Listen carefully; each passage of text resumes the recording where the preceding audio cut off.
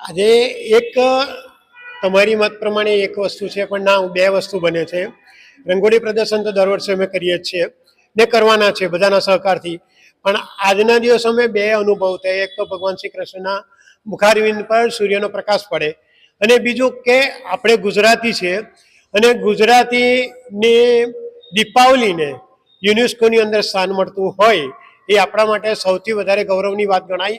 એ માટેની પણ રંગોળી કરવામાં આવી છે, અને દરેક આર્ટિસ્ટે પોતપોતાની રીતે ઉત્તમ સર્જન થાય એટલી આ વખતે સૌથી વધુ મહેનત થતી હોય મને એવું લાગ્યું છે.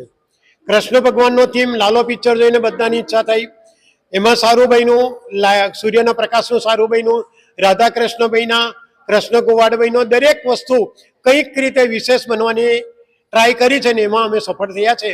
મારી એક નમ્ર વિનંતી છે કે આ લાઇટવાળું જોવું હોય તો સવારે 10:40 નો સમય છે, તે સમયે કુદરતી રીતે આવે છે પ્રકાશ 10:40 થી 10:45 અને આ રંગોળીનું ઓપનિંગ 1લી તારીખ સુધી સાંજે 4 થી રાત્રે 10 વાગ્યા સુધી વિનામૂલ્ય દરેકને માટે ખુલ્લું રહેશે.